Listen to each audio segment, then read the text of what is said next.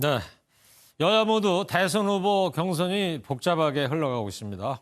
지금부터 정치부 황재영 기자와 뉴스 추적하겠습니다. 황재영 기자, 네. 더불어민주당 얘기 좀 해보자고요. 어제 오늘 경선을 분석해 보니까 이재명 후보의 예상의 낙승이다 이렇게 볼 수 있겠는데 어떻게 분석할 수 있을까요? 네, 어제 오늘 모두 과반 이상을 차지한 것에 대해 이 후보 측의 이유가 어떻게 되냐 이렇게 분석을 좀 부탁했습니다. 네. 이 후보 측은 예상보다 많이 나온 것은 맞다.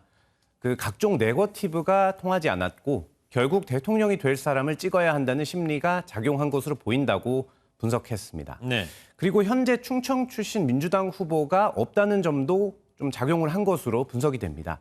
실제로 지난 2017년 대선을 보면 당시 충청 민주당 대선 경선 때는 문재인 당시 후보가 유일하게 지역 경선 중 50%를 못 넘은 곳이 이곳이었습니다. 그렇군요. 그 이유 가장 큰 이유는 충청 출신의 안희정 후보가 36%를 득표했었기 때문인데요. 예. 이 충청 대망론으로 불리는 이 충청 민심이 현재 자신의 지역 출신에 좀 향할 곳이 없기 때문에 캐스팅 보트로서 지금 가장 당선 가능성이 높은 곳에 표를 주자 이런 심리가 작용한 것으로 분석이 됩니다. 네. 충청 출신 후보가 없다는 점도 좀 있다는 거고.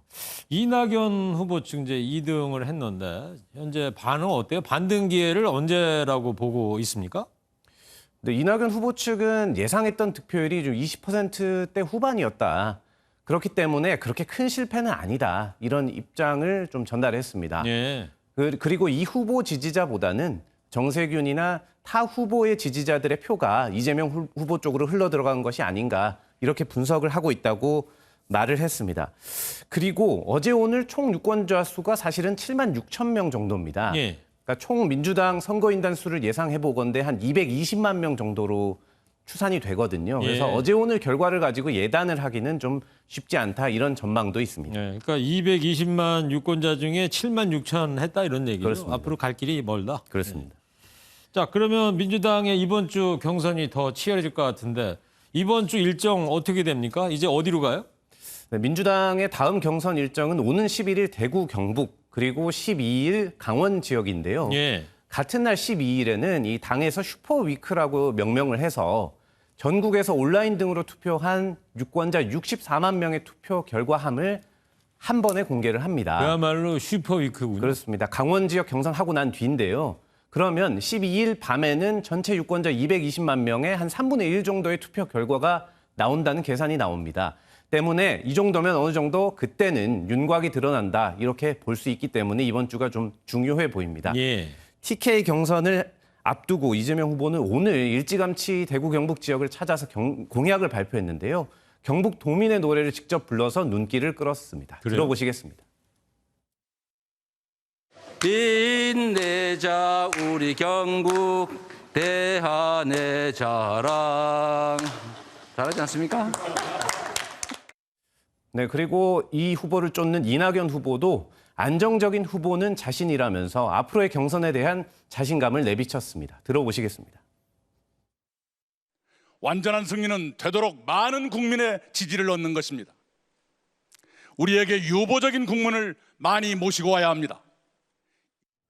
네, 정세균 후보도 우리부터 도덕성을 갖춰야 한다. 불안한 후보로는 안 된다면서 이재명 후보를 견제하는 모습을 보이면서 표를 호소했습니다. 네.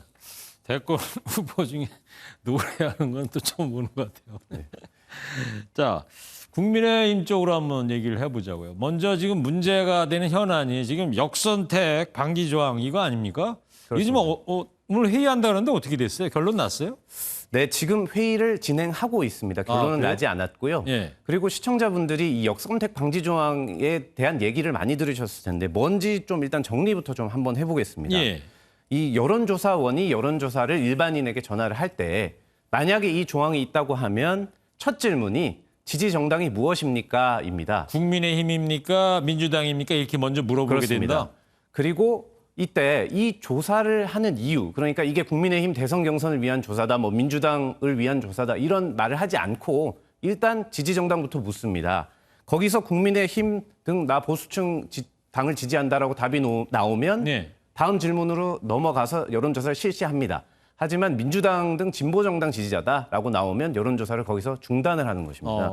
그렇기 때문에 이 조항이 있다면 민주당 지지자가 이 여론조사에 개입할 가능성이 이제 없어지는 거죠. 예. 그런데 이 조항이 이제 없으면 민주당 지지자가 여론조사를 할 수 있지 않겠습니까? 그러면 이 여론조사에서 이른바 최종 대선에서 좀 이기기 쉬운 국민의힘 후보를 일부러 민주당 지지자가 뽑는다. 이게 바로 역선택이고 네. 이런 걸 방지할 수 있는 조항을 두자. 이런 것 때문에 지금 논란이 일고 있습니다. 아직도 회의를 하고 있다 이런 얘기죠. 그러니까 그렇습니다. 국민의힘에서. 그럼 이게 역선택 방지 조항, 이 조항이 당락에 영향을 미칠 정도로 그렇게 중요한 사안인가요? 네, 전문가들의 의견과 이 국힘 내부의 의견은 사실 의견이 굉장히 분분합니다.